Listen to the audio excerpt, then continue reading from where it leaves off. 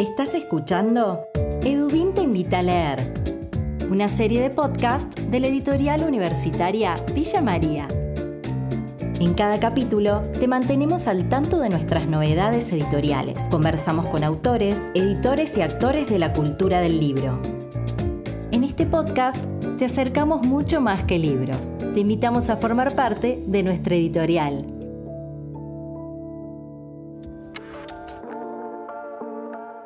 Les damos la bienvenida a un nuevo episodio de Edubim te invita a leer, el podcast de la editorial de la Universidad Nacional de Villa María.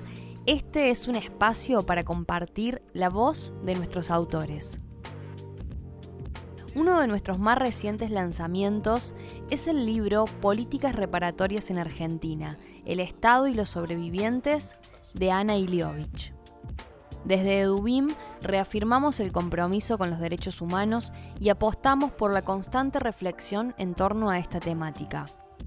Ana Iliovich nació en Belleville, provincia de Córdoba, en el año 1955. Es psicóloga, escritora y docente. Entre 1976 y 1978 permaneció detenida en La Perla, uno de los principales centros clandestinos de detención, tortura y exterminio de la última dictadura militar en Argentina. Luego de su liberación se exilió en Perú y en 1983 regresó al país y se instaló en Tucumán, donde realizó sus estudios universitarios y trabajó en atención primaria de la salud y alfabetización de adultos. Fue testigo en el año 2008 en la causa Brandalisis y en el año 2014 de la megacausa de La Perla, Campo de la Ribera, dos de los juicios que se realizaron en Córdoba por los crímenes de lesa humanidad. En el año 2017 publicó el libro El Silencio, Memorias de La Perla, en Los Ríos Editorial. Reflexiones que hacen de su propia voz una voz colectiva que relata la impunidad y resiste al olvido. En el 2023, Ana y el fotógrafo Gabriel Orge protagonizaron el documental Desaparecer, del cineasta, escritor y académico Piotr Cieplak.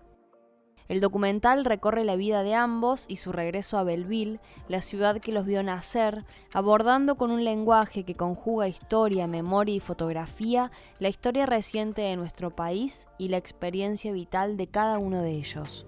En esta oportunidad nos complace alojar su nueva producción, fruto de una investigación en torno a un problema social, teórico y ético, como lo es el terrorismo de Estado perpetrado por la última dictadura cívico-eclesiástica militar y sus consecuencias. A continuación, una conversación con Ana Iliovich. Estos son nuestros lanzamientos en la voz de sus autores. Bueno, Ana, muy bienvenida a Edubim te invita a leer, este espacio donde conversamos con autores y con autoras de nuestro sello que están presentando, lanzando sus libros. Y a 50 años del golpe cívico, eclesiástico, empresarial y militar, presentamos Políticas reparatorias en Argentina, el Estado y los sobrevivientes. Una investigación que analiza el rol del Estado frente a las y los sobrevivientes y que busca de algún modo otorgar sentido, formular preguntas y explorar conceptos de ideas que nos permitan continuar reflexionando sobre nuestro pasado reciente. Así que primero, muchas gracias por este libro y bienvenida, Ana. Hola, buenos días. Muchas gracias a ustedes, a Edubim, a Carlos Gasser, a cada uno de ustedes que ha trabajado esto con tanto amor y muy conmovida de que sea posible editar esta investigación que llevó mucho tiempo y que me parece absolutamente necesaria para clarificar todo un momento de nuestra democracia. Ana, me parece que lo primero sería preguntarte cuál fue tu impulso, digamos, para abordar esta investigación y cómo lo fuiste construyendo a lo largo de los años. Bueno, el impulso inicial es mi propia vida y mi propia experiencia como sobreviviente del campo de concentración de La Perla.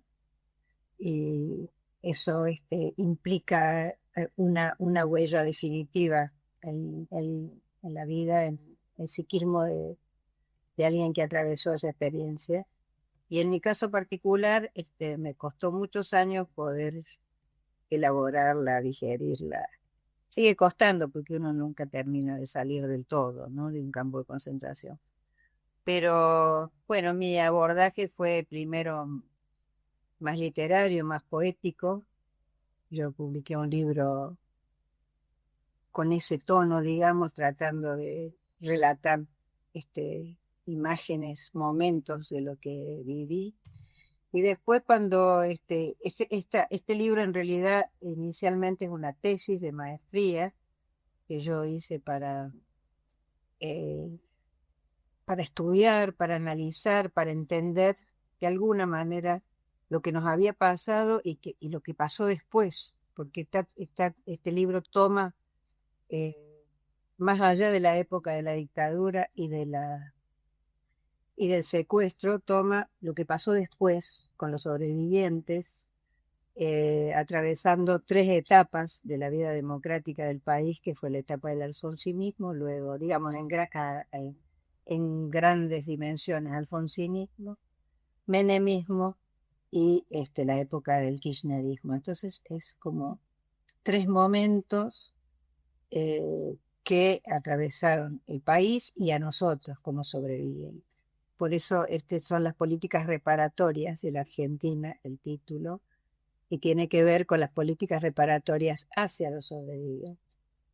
Fueron momentos muy distintos y creo que hay como yo trato de contar qué pasó en cada uno de esos momentos y particularmente en relación a este grupo de la población, que en realidad es muy pequeño porque yo me refiero específicamente a los que sobrevivimos a los campos de concentración, a ese grupo específico.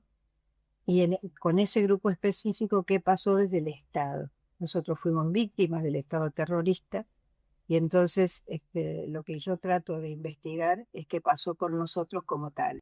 Perdón, la idea de supervivencia y la condición de sobreviviente me parece que es un concepto muy denso y a su vez muy rico para poder pensar en sobre todo esta idea de las políticas reparatorias, ¿no?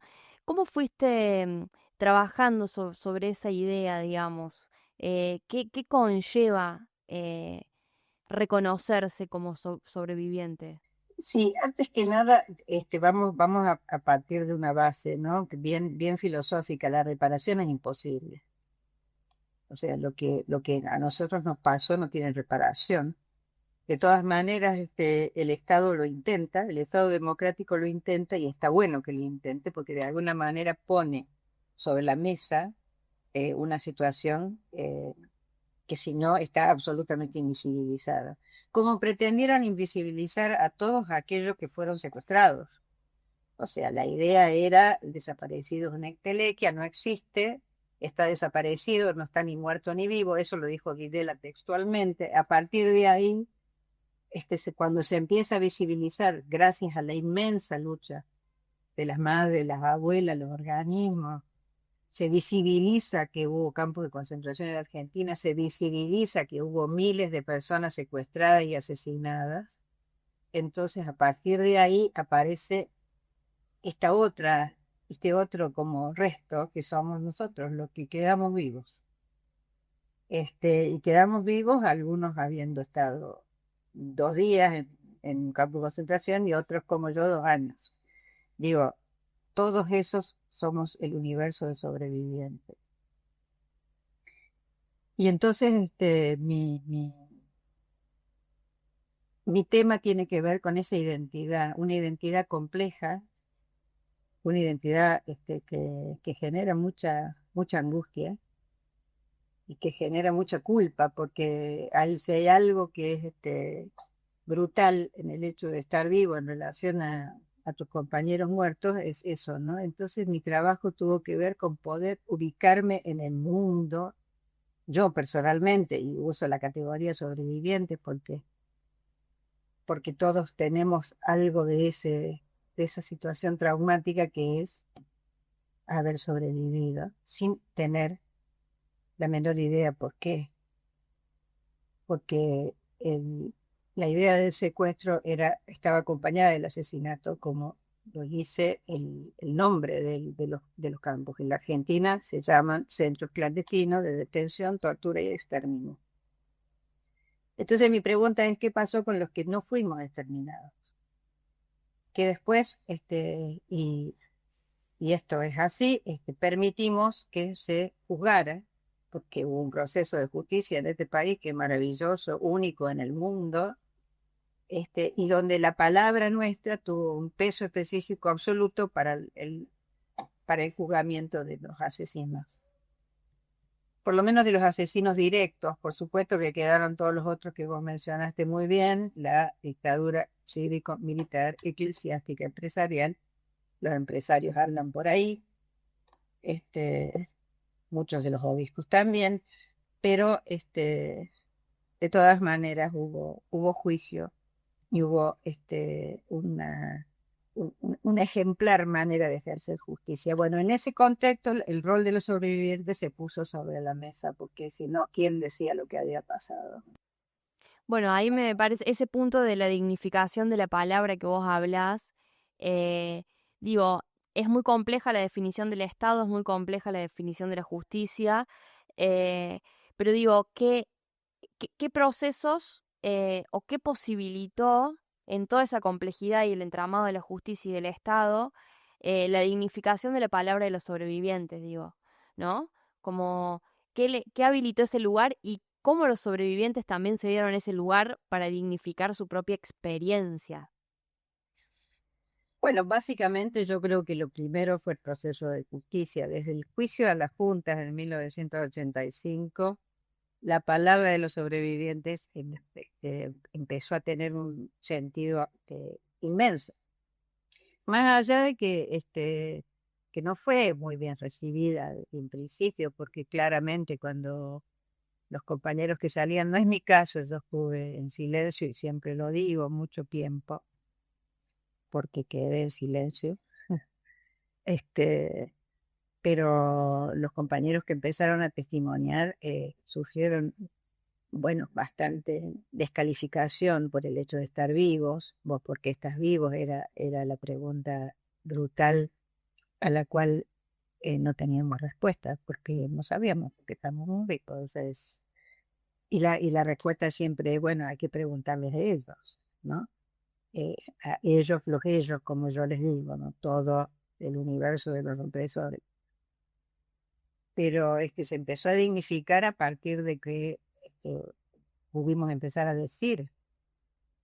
Y cuando empezamos a decir eso, el peso específico de la palabra esa toma un sentido y una densidad muy importante. Y en términos de la justicia, y esto sí es importantísimo, y en uno de los capítulos de la investigación que yo hago, qué pasó en la justicia con los sobrevivientes. Y esto es muy interesante porque es ver primero desde la invisibilización, ¿no? Yo parto de la idea de que hubo un proceso de la invisibilización a la visibilización, de la descalificación a la calificación, que eso es lo que yo analizo en el libro, cómo ese proceso este, en los últimos años del gobierno kirchnerista se puso muy en evidencia porque además hubo desde el Estado instrumentos que permitieron soportar, sostener y calificar esa palabra, como por ejemplo el Centro Ulloa de acompañamiento a testigos. Siempre hubo algo desde la justicia que habilitó nuestra palabra y por lo tanto que habilitó la posibilidad de, bueno, esto que vos decís, ¿no? De la dignificación. Y también analizo, o sea, una es el punto justicia, por eso yo digo que mi investigación es como un cuadro de doble entrada. Está los tres momentos de esto que escribí recién de la democracia y luego pensado desde la justicia, desde los sitios de memoria y desde las leyes reparatorias. Leyes De, reparatorias que fueron muy discutidas por los organismos de derechos humanos, particularmente por un grupo, un sector de madres que decían que, bueno, que no se negocia la sangre de sus hijos, y otro grupo que entendía que no era negociar nada, simplemente tenía que ver con que el Estado reconozca, y esto es muy importante, y valide el hecho de que el Estado había hecho daño y que ese daño requiere una reparación y que en esta sociedad en que nosotros vivimos esa reparación es económica, pero implica simbólicamente el reconocimiento del daño. Por eso tiene valor, porque yo le pude decir a mis hijos cuando cobré mi indemnización, esto me lo dio el Estado porque me hicieron daño y porque de alguna manera quieren repararme, aunque sea esto que dije al principio, ese daño es irreparable. Cuando a alguien le mataron un hijo, no tiene arreglo. Cuando alguno de nosotros vivió lo que vivió, no tiene arreglo, pero sí tiene el reconocimiento legal. La palabra del Estado es una palabra que es performativa, o sea, forma opinión. Si el Estado dice que estuvimos mal, hay algo que baja en esos términos. Si hoy el Estado es la palabra del Estado del gobierno es cruel, baja crueldad.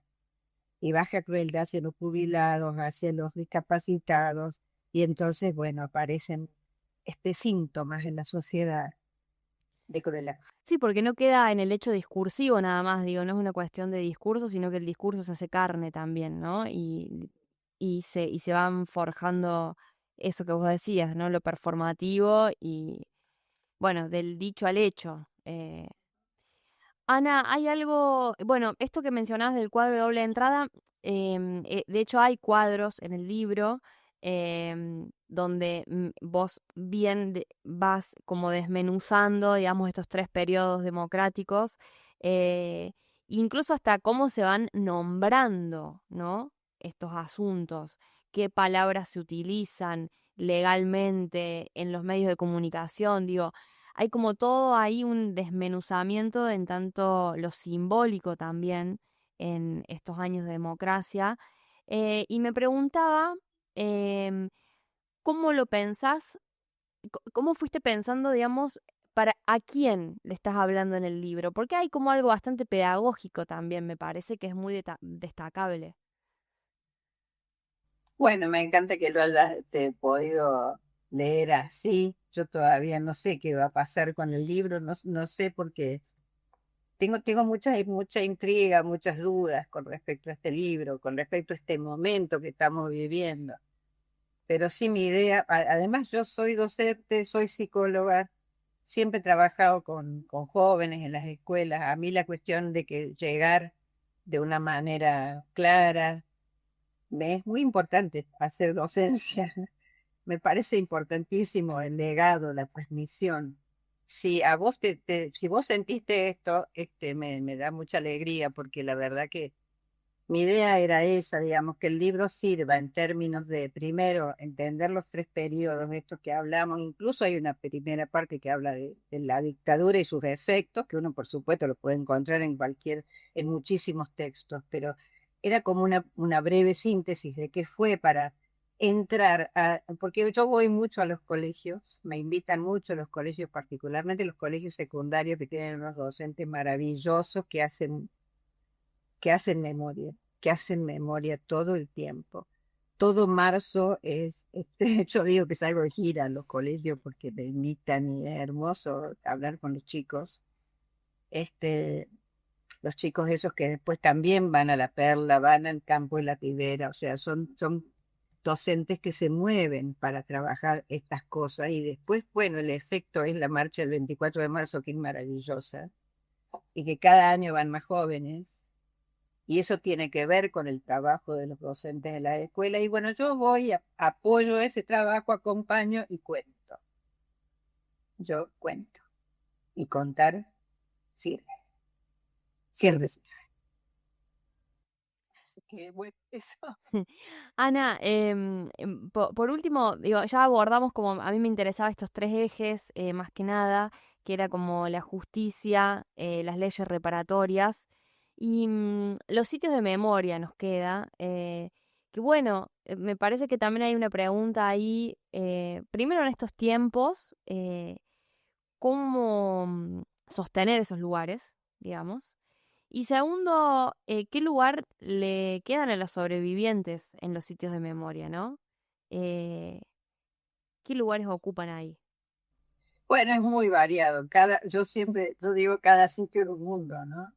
Este, y realmente cada sitio es un mundo, porque bueno, qué sé yo, acá yo voy muy seguido a La Perla porque nos invitan, a veces ya no voy tanto porque a veces es muy fuerte ir a ese lugar, ¿no?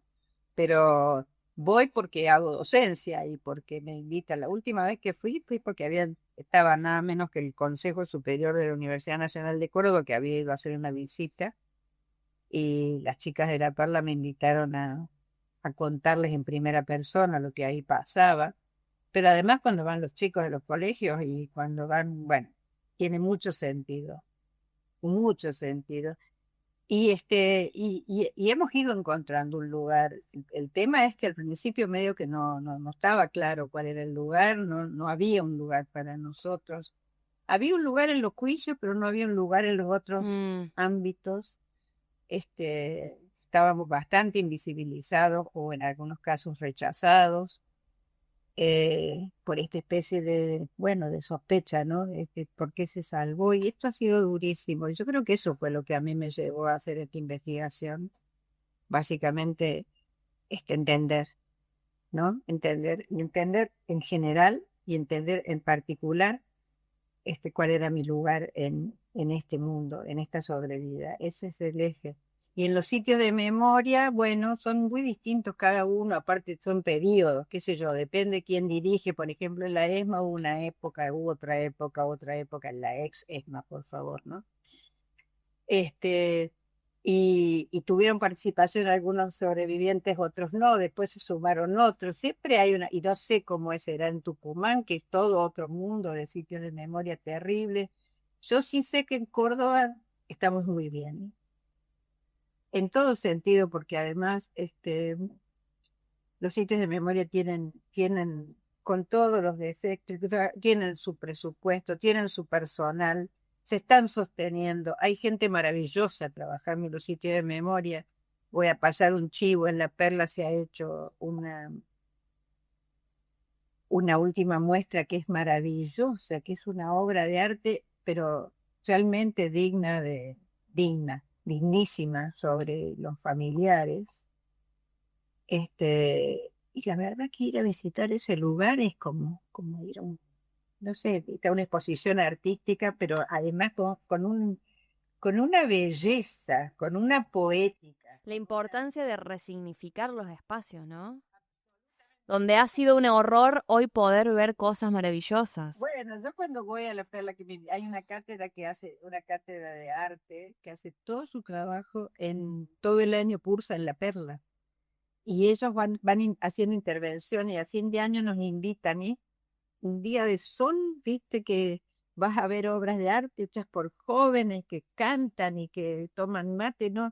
Y ese lugar transformado en eso. Yo cuando estaba ahí adentro, me imaginaba ese lugar como un lugar arrasado por el viento, lleno, no sé por qué, pero yo me imaginaba que iba a estar lleno de hojas secas y mugre y viento y el espanto de ese lugar.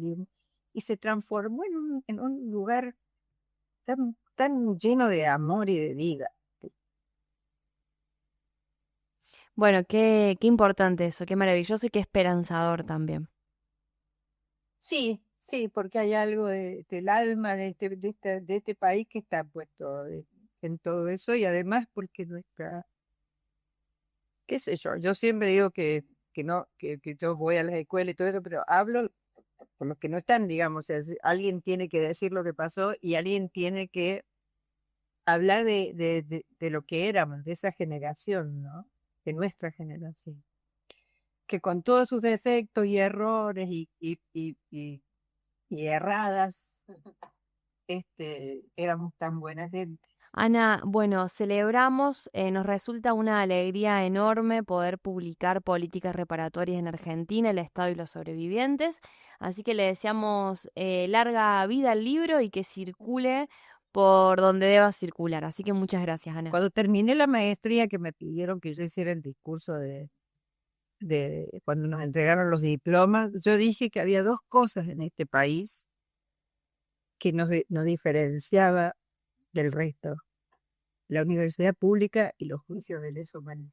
Gracias, Ana. Muchas gracias. Un abrazo. ¿Estás escuchando? Edubim te invita a leer. Invitamos a conocer todas nuestras novedades editoriales, preventas, reseñas y mucho más en www.edubim.com.ar. Hasta la próxima.